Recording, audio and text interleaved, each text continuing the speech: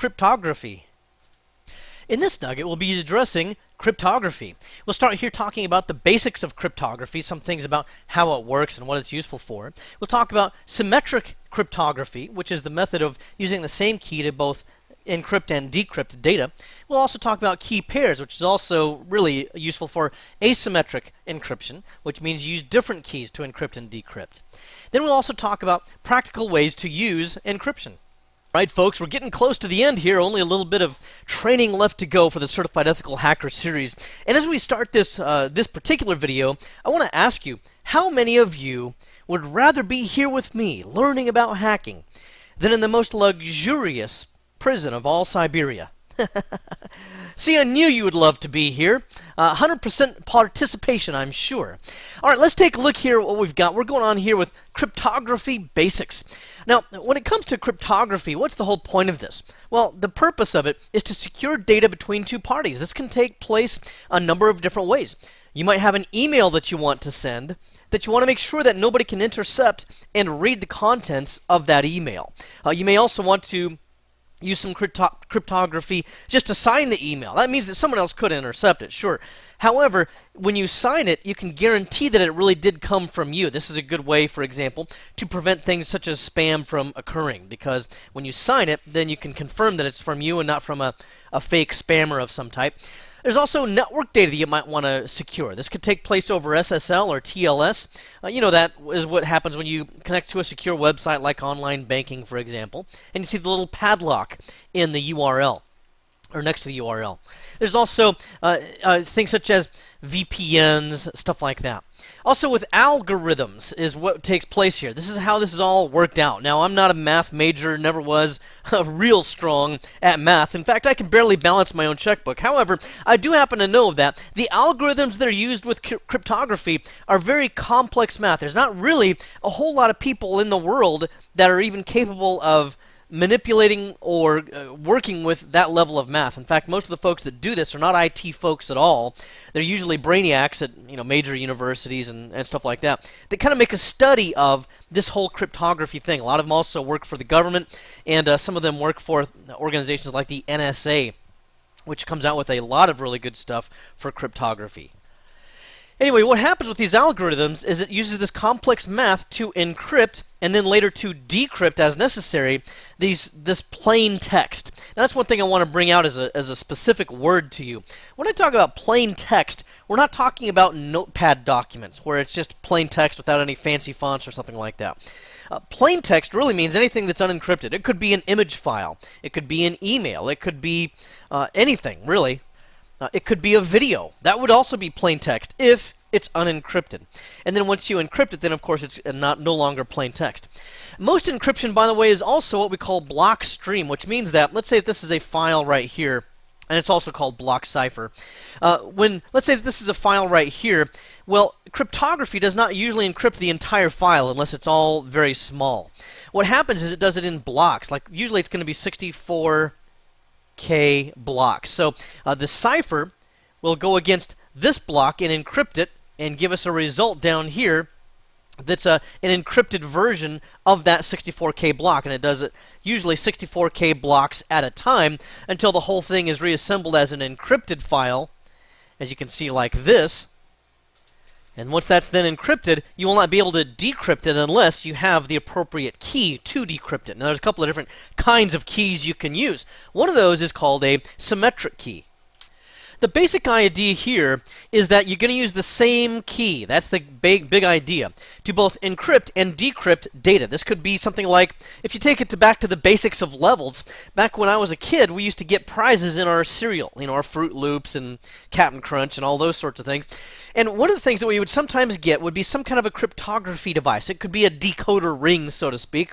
And what I could do is I could use that decoder ring to write out a message in code using that decoder ring. And then a friend of mine from across the street, his name was John, he would have the same decoder ring from his box of Fruit Loops, and then he could decipher that message using his decoder ring. It uses the same key or the same method for both encrypting and decrypting. Now, in terms of computing, why would we want to use something like that? Because it has some problems which we'll talk about, but The main idea here really is that it's very fast. That's one of the big advantages of it.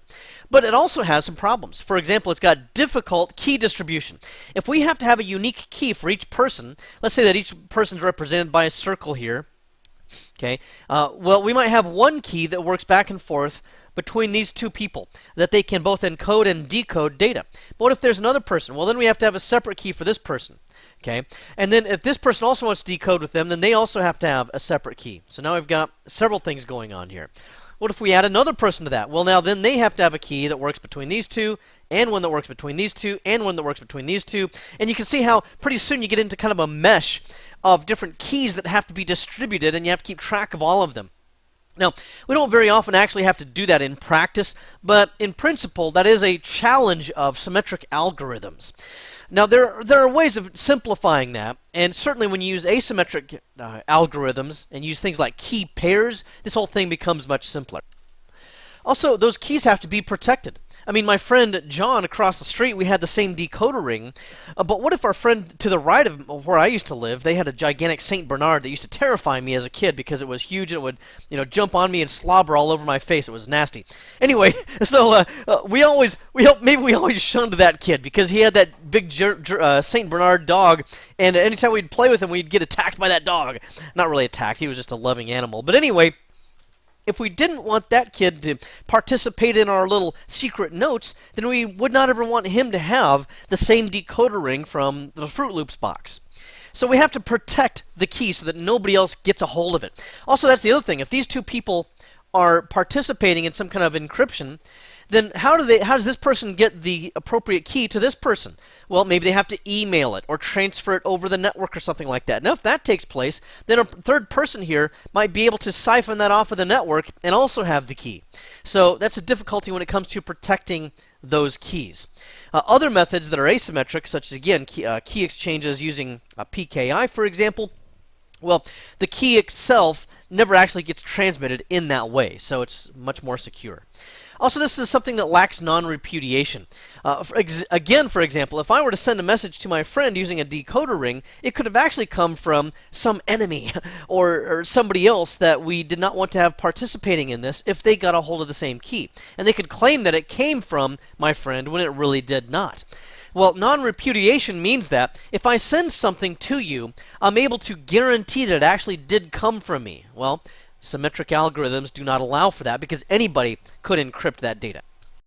And you can also see here that I'm suggesting you see the study guide for those specific algorithms. Now, this is important for the Certified Ethical Hacker exam for all of the things we'll look at here in the study guide here for cryptography. One of the key things to remember is the number of bits that are involved in the key. As a general rule, the longer the bit length, the more secure the encryption is. And the reason for that is because it introduces more randomness into the encryption profile. A longer key does not always mean the best encryption. For example, something like Blowfish with 448 bit up to that length of a key. That sounds pretty long, and it actually is, but there are other encryption algorithms that might actually be more secure even though they use a shorter key just because the math is different or something like that. So anyway, be aware of the various types of encryption that are involved. These are symmetric algorithms, and you need to know the key lengths of them all, I would say. Okay, so just keep that in mind, and you see notes here. I'm not going to elaborate too much on all of these, but you see notes here about each one. I would just make sure that you're pretty familiar with each one of these, and that you can kind of regurgitate those as necessary for exam purposes. I will say just briefly here, however, let me go back up here. Twofish and Blowfish are not usually Microsoft ideas or implemented in a Microsoft infrastructure. RC can be to a certain degree because these can be used in various types of encryption that Microsoft uses. Generally speaking, it's going to be RC5. Okay, and then DES is not used very often at all anymore because it's not really a very long key and it's not usually generally considered secure. Triple DES is a little bit better and it can be used. It's got a fairly long key there. And again, it's shorter than something like this up here, this Blowfish, which is 448-bit, but it might be considered more secure. Why? Because you use up to 3 keys in a multiple encryption. It kind of sends it through an encryption blender, if you will. Then the current gold standard is the advanced encryption standard, and it uses 128, 192, and 256-bit keys. Again, might not be as long as some of the others. However, it's going to be more secure because of the method that it uses, but it's also much faster, and that's a big improvement there, is the performance of it. I see it's kind of gone off the edge there, but that's supposed to say faster there on the side. Now, for asymmetric cryptography, we work with key pairs. In fact, I should probably put asymmetric up here somewhere so that you can see it. Asymmetric. Some people say asymmetric. I say asymmetric. You know, potato, potato. Okay, what we have here is two keys. One is the public key and one is the private key. The private key, of course, being the one that you want to secure and protect. Generally, the public key you can send to anybody. You can even send it to a hacker, and it really wouldn't do anything on its own.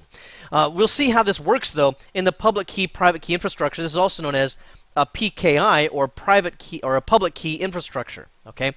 Now, what we have with this is the ability to encrypt and decrypt using separate keys. For example, let's say I've got some data here. It could be a file, for example. And I want to encrypt it. How am I going to do that? Well, I encrypt it using the public key, and I apply that mathematical algorithm against the data. As a result, I'll have an encrypted data file, for example.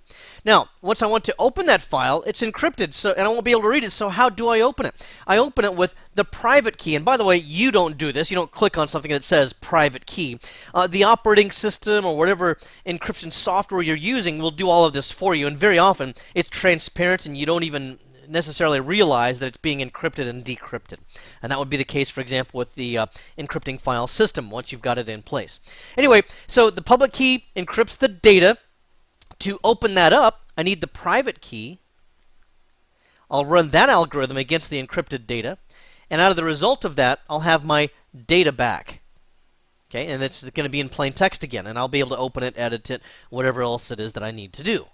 Now, for obvious reasons, the public key is not really that big a deal. You can send that to anybody, but the private key is what you want to protect. Usually you don't want to email that to somebody or anything like that, because then they'll be able to assume your identity. One of the key advantages of the PKI here with the public and private key is that we do have non-repudiation. That means that if I were to sign something, let me just start over here. Let me clear off my little scribbles. If I want to sign something, that's another valid use for these keys, then I can confirm that that really came from me. So, for example, if I'm a software developer or a hardware manufacturer, and I have a driver for, let's say it's a printer. Well, one of the advantages in Microsoft implementations right now is that we can use signed drivers, which means that we can be confirmed that it came from the manufacturer and that it has gone through a rigorous testing process. And once they've passed that process, they're then signed, and that means that if they ever get modified in any way, then the signature will be affected, and it will not vet out properly, and you can confirm that there's something been changed with that driver. So what happens here is we sign it with the private key. Okay, so we sign it with the driver with a private key, and then what happens is it's not technically encrypted so that you can't read it, for example. Usually there will be an accompanying file with the driver that has a blob of encrypted data, or rather a blob of cryptographic data at the end of the file, and that you can actually even open up in Notepad sometimes and actually see that. Well, anyway, what we'll have then is a driver plus the blob, I'll just call that. Okay, this is a mathematical result. Then what we'll do is we'll use the public key that came from a manufacturer of the keys. And that could be somebody like VeriSign or Komodo or Thought or some of those other organizations. And we'll apply the public key to this blob. And then what will happen is, if it's able to correctly match against the blob, then we'll know that the driver is good or has not been modified in transit. So this whole thing here is really signing. So the basic idea is you sign with the private key. Okay. If you want to encrypt something like data, then you'll encrypt it with the public key, but it can only be decrypted with the private key. Okay, so that's kind of how that works, and that's the signing that I just talked about. Some practical uses for this: I could sign and/or encrypt email. Very handy to secure your email and to perform non-repudiation. You can also sign things such as drivers, which I just talked about. You could do a very similar thing with any software. And then you can also use two-factor authentication using things such as smart cards or RSA's secure ID methods. I'll talk a little bit more about that here coming up shortly.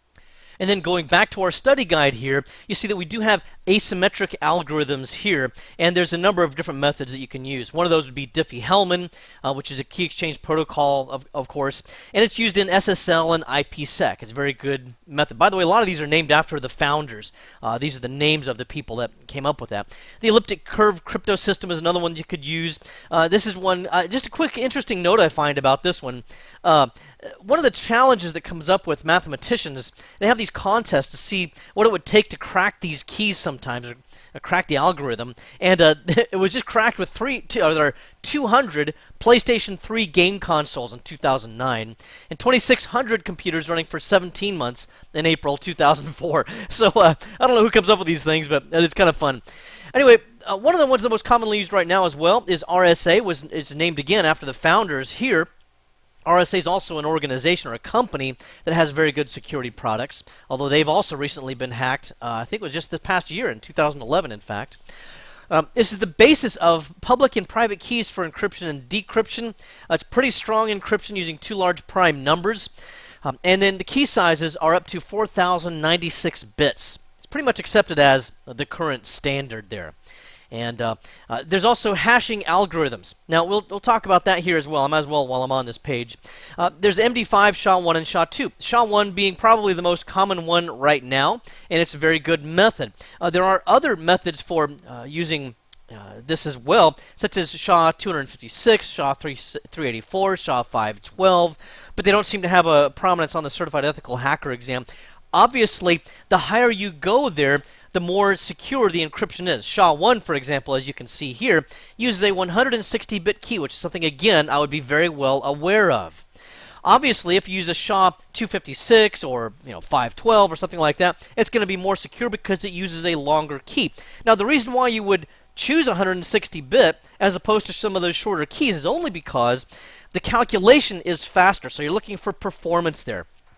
Okay, I'll show you how that might look at a certificate here in a little while as well. And then I have some very important notes that I would keep in mind down here. I'm not going to elaborate on those right now, but read those certainly in your study guide. And before I even move on, I think I'm going to just show you a template here that I have open. What's this from? This is from a network device. I have a Windows Server 2008 server that I can use to create templates.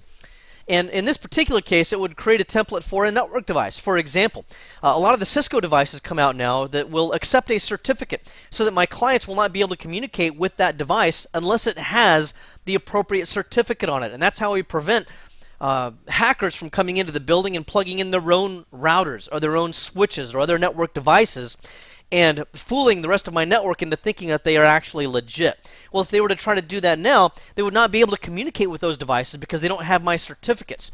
So I might use this template here to create a certificate that I can apply to my own legitimate routers and switches. Anyway, it's a little bit off topic, just gives you an idea of how you could use it. But we could use an algorithm like RSA, and again, I can increase the key bit there to 4096 if I wanted to. I can also request a hash. You see, what happens here is the hash is used to confirm the certificate. So that once I run the certificate against the hash, if it doesn't come out with the same result, then we know that it's a false certificate or it got corrupt or something like that. And you can use many different hash lengths here, and you can see here where you can go up to 512. MDs are okay, but generally speaking, we're gravitating towards SHA of any length at this time. And again, the SHA-1 calculates faster than the 512 or any of the others. That's why we generally will use that one. Now then, what are some ways I might actually use encryption? One of those would be to use the encrypting file system, or EFS, which has been available since about Windows 2000. And this uses certificates to encrypt and decrypt files. By the way of example, let me go ahead and take a look here. I've got a Windows Vista computer open here, but this again would apply to any current version of Windows. And maybe within this list, I had a Christmas list. These are things that I'm thinking of buying for my wife. Now, let's say that there's a file or two that I want to conceal from my wife so that she does not see what they are. No, it's not that. What I'm going to try to conceal is this Christmas list, folks. Okay, thanks for thinking good things about me. Anyway, we'll right-click on this to conceal the contents of this Christmas list, and I'll go to Properties. And the general thought is, well, wouldn't you go to Security because you want to make it more secure against, so that your wife wouldn't see it? Well, you could do that by NTFS permissions, but in our case, when we're talking about encryption, NTFS doesn't do anything to encrypt it directly. But you have to have an NTFS file system on the hard drive in order to be able to apply encryption by clicking on Advanced and then clicking on Encrypt Contents to secure data. Once you've done that and click OK, then we can encrypt the file in the parent folder, and that's only recommended because that would then allow anything that goes into that folder to automatically be encrypted, and it wouldn't overlook something by accident. But in my case, I really want to encrypt only that one file, and so then I would click OK and OK. Now here it tells me that I've got a file encryption key, and you can then back that up into various locations. You can never back it up later, and so on. You can store it on a removable media. You don't need to know all this for the exam purposes, but I'm just telling you that you can export it. If you cancel this wizard, you can still doing that, going to an MMC console and opening up certificates in that MMC console. A little bit beyond our scope, though.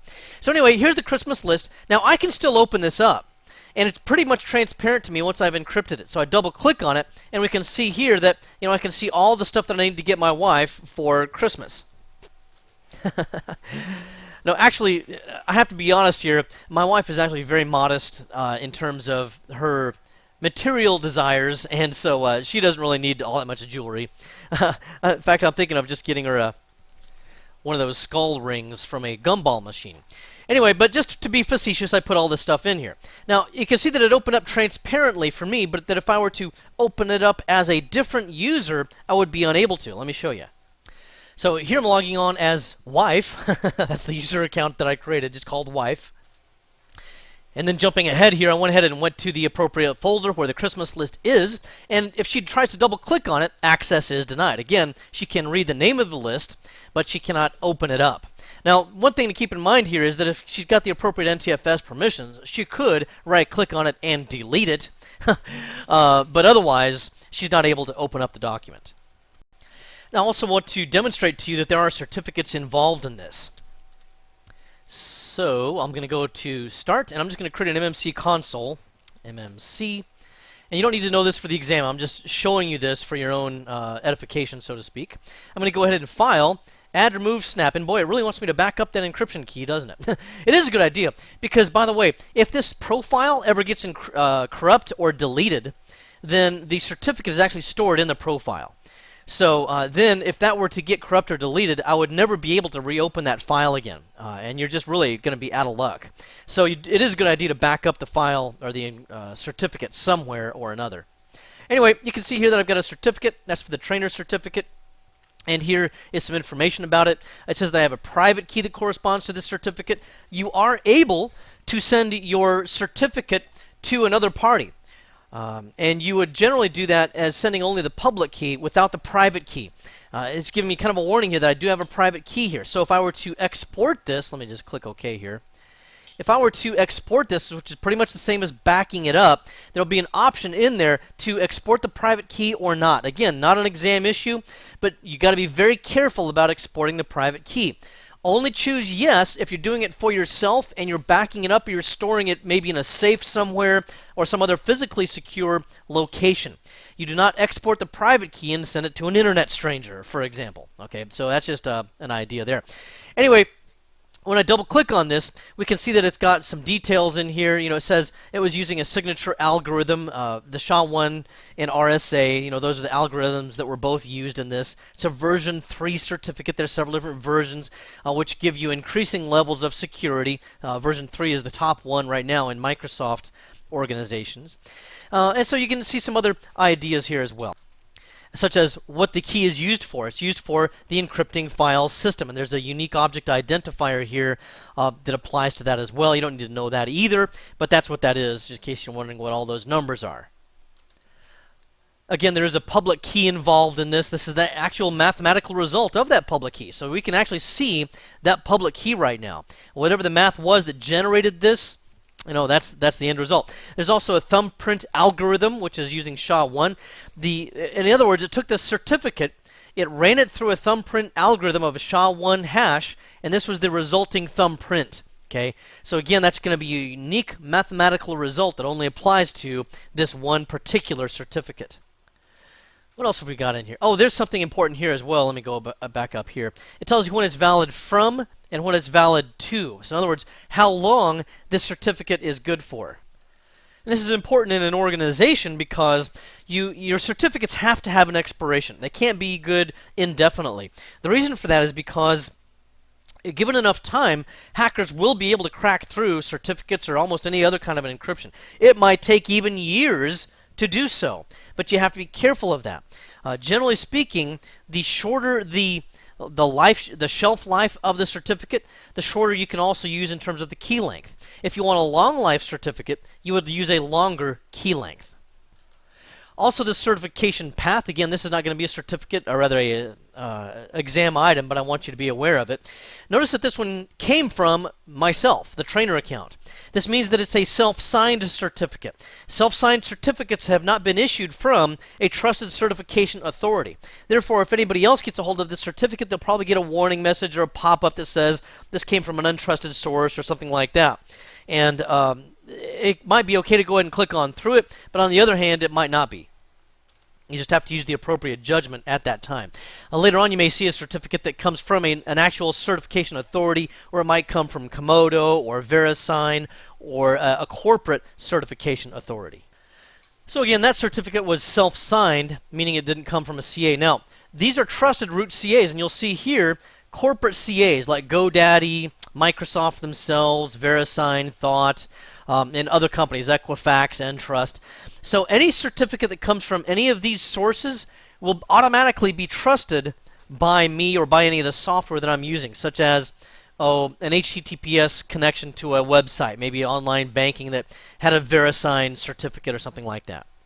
Let's also take a look here at BitLocker. And what this does is, again, it's a Microsoft invention. At least in that technology. There's other companies that do this. You can use TrueCrypt, for example, at truecrypt.org. Actually, I think I have a website for that open somewhere. There it is, truecrypt.org. You can download their product. It's a free product, and it also encrypts entire hard drives, but it's good for both Windows products as well as Mac OS X and Linux, and that's some of the advantages of that. So you can see some of the ideas here. It gives you some more data about it. I don't think you need to know a lot of specifics about this for exam purposes. Just be aware of the fact that there is another product here called TrueCrypt that you could use. But dragging this window over here, as it relates to hard drives, what we do with TrueCrypt or with BitLocker is we want to encrypt the entire hard drive. Now, what's the background about this, and what's the advantage of this over EFS? EFS would encrypt individual files or folders, but not the entire hard drive. One of the big problems that we have right now with a lot of different things, thumb drives, laptops, external hard drives, all those sorts of things, is that they get lost or stolen. And if it gets lost or stolen at the airport, for example, then whoever takes that laptop could just be able to open it up, and using offline attacks, for example, booting from a Linux operating system and then attaching the hard drive of that laptop to Linux, they could just actually read all the contents of that file, of the hard drive. So that's not so good. Well, what we could do there is we could encrypt the entire hard drive so that even an offline attack would not be effective. The way we would do that is, let's just say this hard drive right here, we would right-click on it and choose Turn on BitLocker. Now, there's a number of different methods that take place with this. And what you can do is to use a password to unlock the drive. You can also use a smart card to unlock the drive. And then there's also something called a trusted platform module that's on some computers and on some laptops. I don't have one on this particular computer, so I can't show it to you.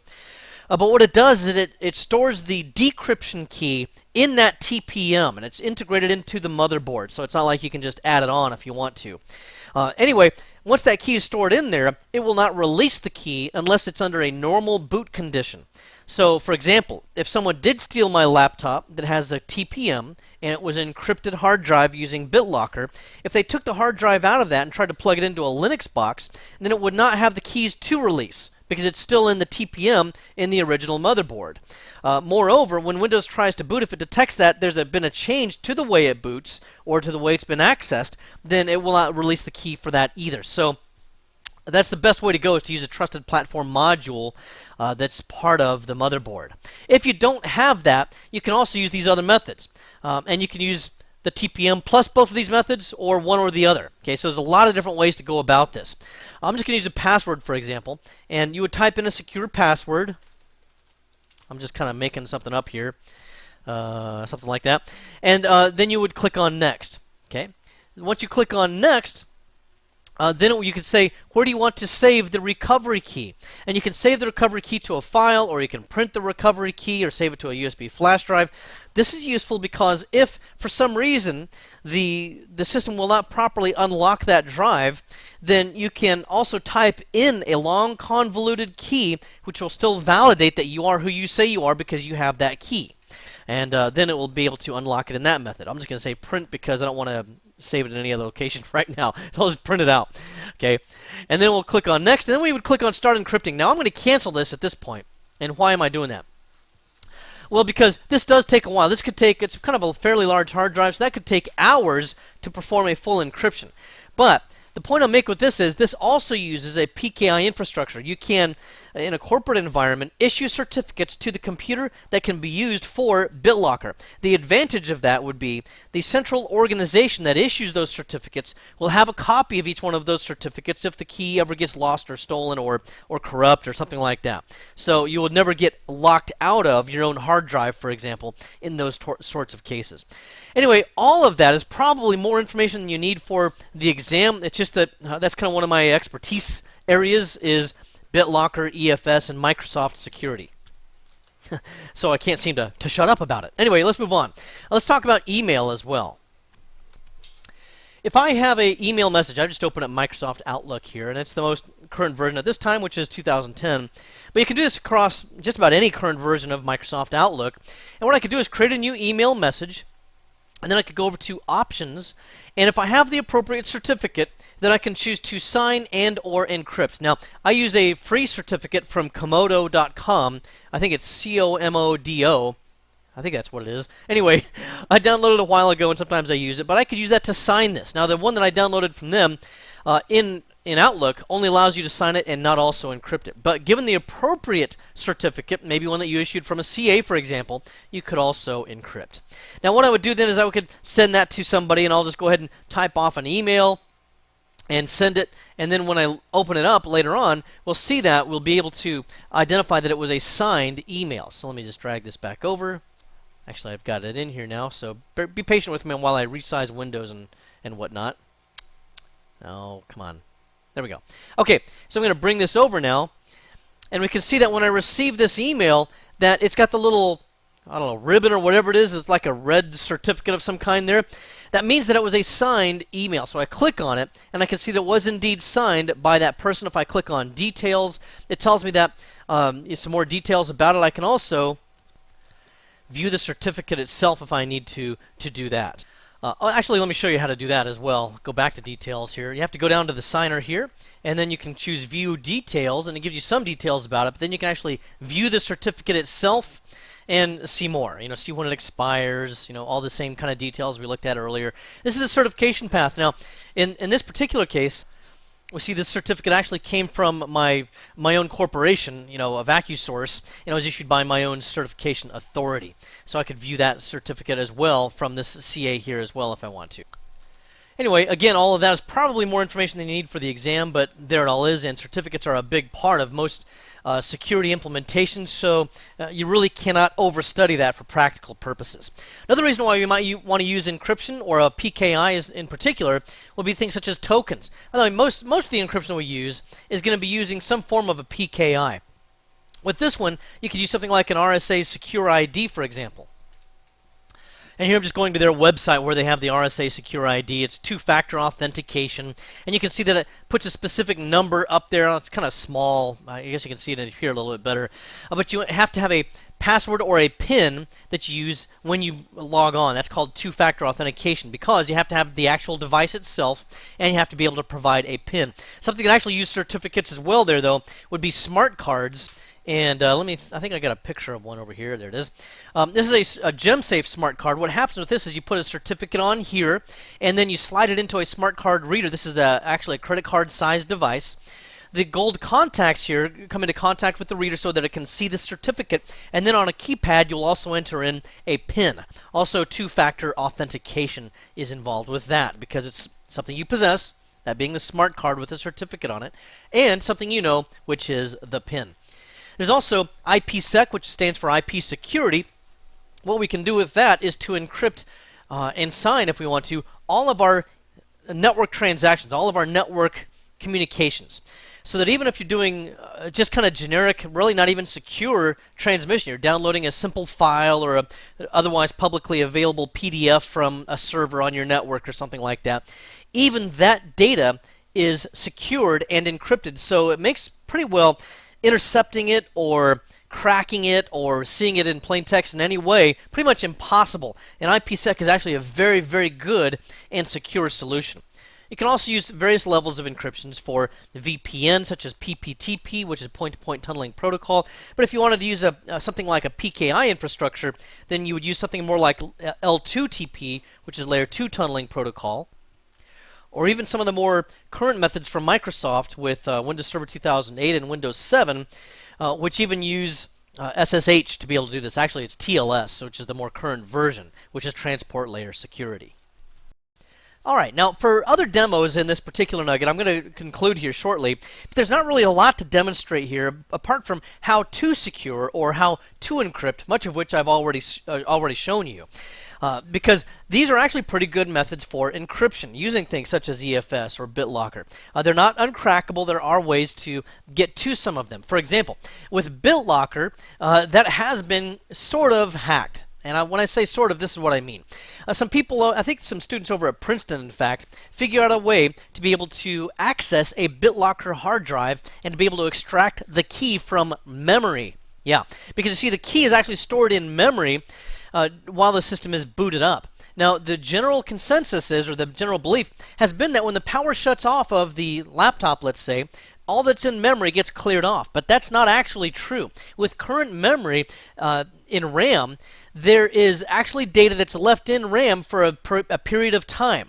So what they've been able to do is they've been able to freeze the RAM module. So if they were to steal this laptop immediately, let's say, and it was turned on and the BitLocker key had been opened and the hard drive accessed, if they could rip it out of your hands, run to a different room real quick there, and then just power it off without actually doing a proper shutdown, remove the cover, and then freeze the memory module that you can see there.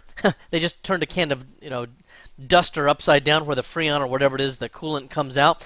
By cooling it, they're able to hold the data in memory for a little bit longer. And here's a kind of a close-up of it. You can see a little bit better. And then what they were able to do is they attached an external hard drive which had some programming of their own and was able to derive the data out of the memory module. Even with some of the data gone or corrupt, they could still reconstruct enough to be able to come back up with the key. So at this time, for BitLocker, that's the method that you would use to be able to get it. It's still not very elegant. You would, again, have to have physical access, which is kind of the whole point of BitLocker, is you want to prevent people from being able to access the data once they do have physical possession of it. So anyway, it's a little bit far-fetched in this regard because, again, they would have to not only steal it from you while you had it running, but be able to immediately cool it off, and they practically would have to do this right in front of you in order to be able to get away with it. In this nugget, we talked about cryptography. We started off talking about the basics, such as the purpose of cryptography, some of the algorithms that are used. And remember, be sure to use the study guide to look carefully at those various algorithms. We also took a look at the encryption, the fact that it's used a block-based system or a block cipher to do most of the encryption. Also, we addressed symmetric encryption, which is the process of using the same key to both encrypt and decrypt data, but you could also use a key pair, which has a different kind of a purpose, but the advantage of a key pair is that you don't use the same key. Then you would have the public key that you encrypt with and the private key that you decrypt with, or if you're going to do signing, then remember, you sign with the private key and you read the signature with the public key. Also, when it comes to using encryption, I talked about the ability to use things such as two-factor authentication like smart cards. We can also use various types of encryption such as EFS or BitLocker, both from Microsoft, to be able to secure our data. Well, I hope this has been informative for you, and I'd like to thank you for viewing.